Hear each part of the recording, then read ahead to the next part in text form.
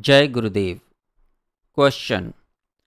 It is mentioned in Mahayog Vigyan that the worst aspirant achieves salvation in 12 years, the poor aspirant takes 9 years, an average person 6 years, and the best one in just 3 years. Our experience, however, does not prove this, as we find people spending 40 to 60 years with regular practice and constant kriyas but remain exactly where they were started from. Kindly make it clear whether Mahayog Vigyan refers only to the spiritual progress in this context. Answer. The best, average, poor, and worst are the four categories of aspirants. An ordinary aspirant, in fact, does not fall under any of these categories. The best aspirant is one who is fully dedicated, is all submissive, and performs his duty for the sake of God alone. A few among these either lack dedication or are not keen enough in the aspiration. Some are not fully without lust. A few do not give up anger, and quite a few do not perform their duties for the sake of God alone. The above four categories depend on many such qualities.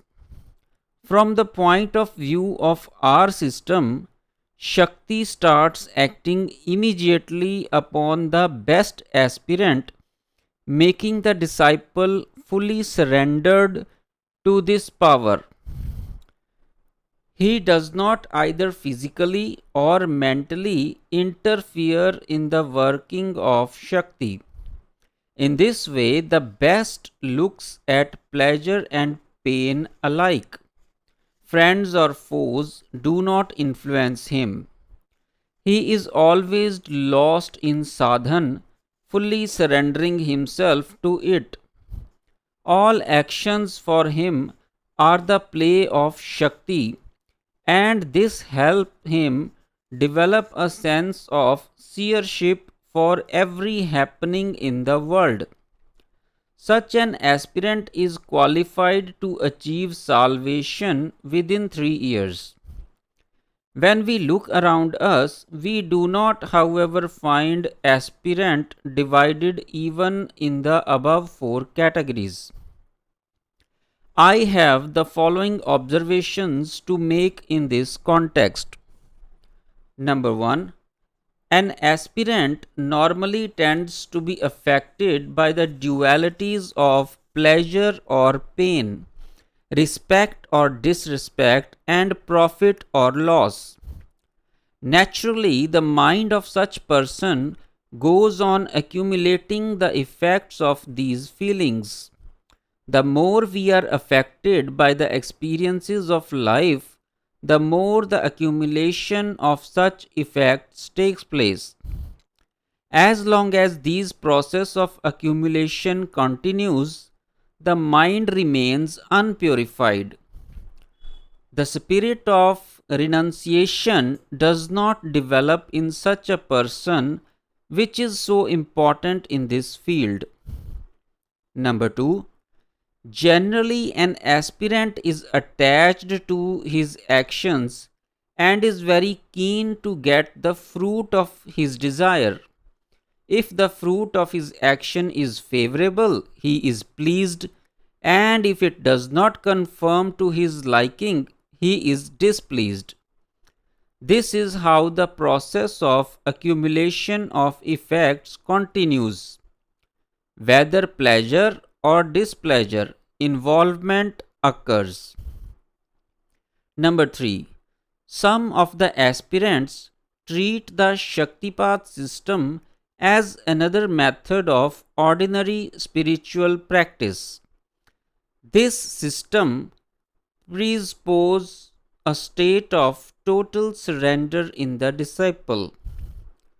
Shakti takes over every responsibility for causing the necessary type of kriyas in the aspirant. It is necessary, therefore, that aspirant allows Shakti to have its full play. When an aspirant finds that a particular kriya caused a happier sort of concentration, he starts desiring that this kriya should repeat in him. Such desires or determinations convert those kriyas into ordinary actions.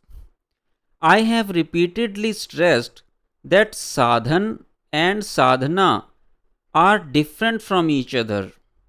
Similarly, kriyas are distinct from karmas. During sadhana, the sense of doership is not lost. Sadhan, on the other hand, is autonomous, and the aspirant is the only a passive witness to it. But when these movements are brought under the conscious control of mind, the sense of doership arises, and the seer in the aspirant is lost. The movements are free from the clutches of mind, whereas actions are under its direct control. Movements do not add to the burden of past deeds, whereas actions are fully responsible for it. Number 4. Continuity without breaks is another important factor. Sadhan has to be regular and uninterrupted. Also, it has to be kept in mind that mere initiation is not sufficient for perfection.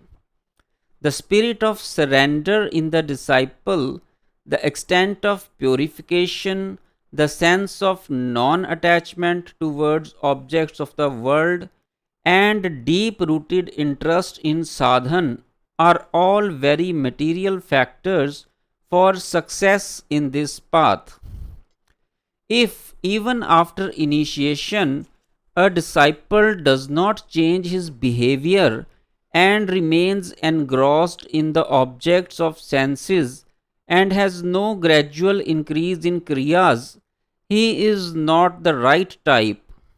Therefore, when Mahayog Vigyan speaks about the success of an aspirant in 3, 6, 9 or 12 years, it is in reference to the true type of the disciple.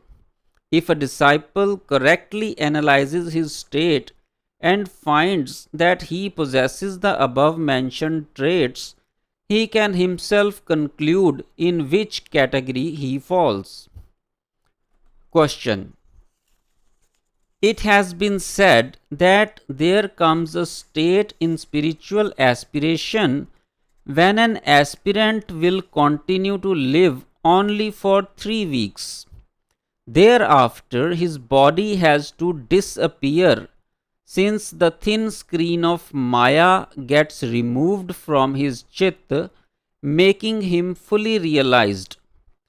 His causal as well as his subtle body also gets lost along with his physical one.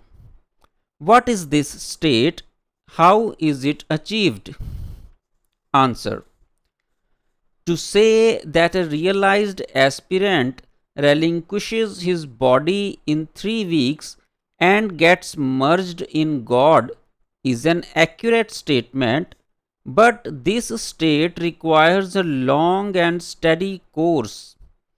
Among millions of people, only one aspirant attains this extraordinary state. It has to be understood well that a person is deeply rooted in this world. When he performs sadhan, he experiences joy, but his attachment to life seldom gets minimized.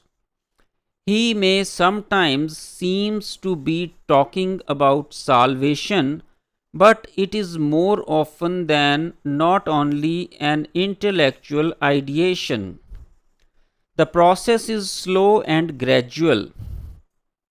When the mind of an aspirant becomes purified and free from desires and passions, it starts experiencing deeper and deeper states of bliss, consequently leading him to the state of samadhi. A singular samadhi experience is not an indication of perfection either. When it becomes a state of continuous recurrence, the worldly imprints on the mind of an aspirant get thinned out. Even while attaining the state of sabij sampragyat samadhi with intellectual consciousness, the imprints of intellect on the chit are there. The purification of these is very difficult for a disciple. Yog Darshan reads, Tasyapi nirodhe sarva nirodhan nirbij samadhi. This is the last statement of the Samadhi Pad chapter. Maharishi Patanjali says that after erasing the imprints of intellect, an aspirant reaches the state of asampragyat samadhi, which is nirbij, without seeds. An aspirant can thus reach the fourth stage of intellect out of the 7 described in the Yoga Darshan. These 4 stages are dependent on the efforts of the aspirant.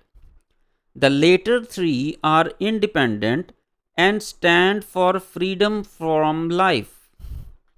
An ordinary human being is largely affected by day-to-day happenings, but an aspirant who has reached this stage is not affected by them and does not therefore accumulate the effects of experiences any longer. For him, things take place not because he desires or acts, but simply because the scheme of things is just like that. Such an aspirant is therefore described as Jivan Mukta, one which is free from life. A Jivan Mukta passes through 3 phases. In first stage, he sees things as they are seen by others but remains unaffected by their happenings. It is just like a lotus which does not retain water although it is constantly deep in it. The second stage is superior to the first. The aspirant now sees things as if he were seeing a dream or looking in a mirror. But while he is seeing a dream or looking into a mirror, the sense of illusion is there. He is aware of the world of different forms and names, but it is as if he were witnessing the waves stirred up from the sea along the sea itself. In this way, an aspirant at this stage becomes aware of casual vibrations of Chaitanya, that is, conscious self, beyond the world of names and forms. Here, Chaitanya is of primary significance for him and the world of names and forms secondary. In the third stage of self realization, the aspirant visualizes things as if they belong to the world of dream. The world is now altogether lost for him. He is neither conscious nor unconscious about it. There is no bondage or freedom. There is nothing personal or impersonal for him. There is only the conscious self. He is only conscious about this.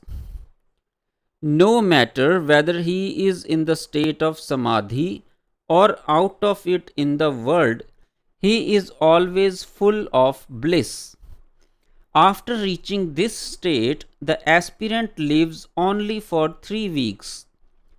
His three kinds of bodies get dissolved in nature afterwards.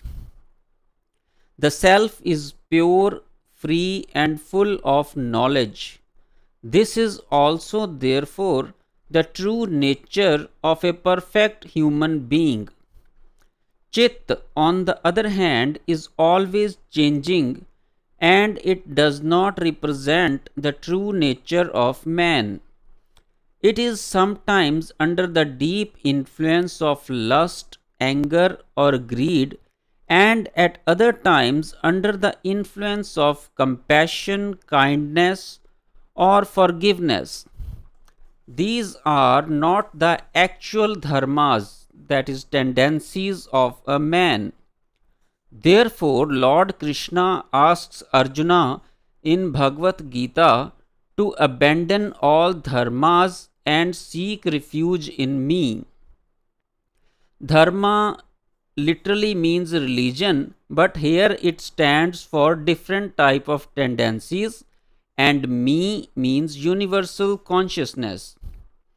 After reaching the state of Nirbij Asampragyat Samadhi, the aspirant abandons these unreal tendencies and becomes deeply established in the basic nature of his self. He surrenders himself to the wishes of God. Other ongoing stages of progress are, in fact, independent of human aspiration or effort. They are attainable either by knowledge or by the grace of God. They are therefore stated to be spontaneous or natural stages. This seventh stage of freedom from the bondage of life, which is alone real, is attainable and attained by following a number of spiritual paths. This is ultimate objectives of all practices such as jap, tap. Shaktipat initiation is the surest system among all these. This system helps to thin out the effects of past deeds quickly and is important from the point of view of concentration. Kriya Shakti quickly proceeds towards self by identifying the conscious being in the aspirant. The automatic movements of this path are initially strong and felt visibly, but they gradually become subtle and subtler, ultimately getting fully merged in Chit. There is no movement at the stage of Samadhi. It is a state of total mental and physical inactivity. Jai Gurudev.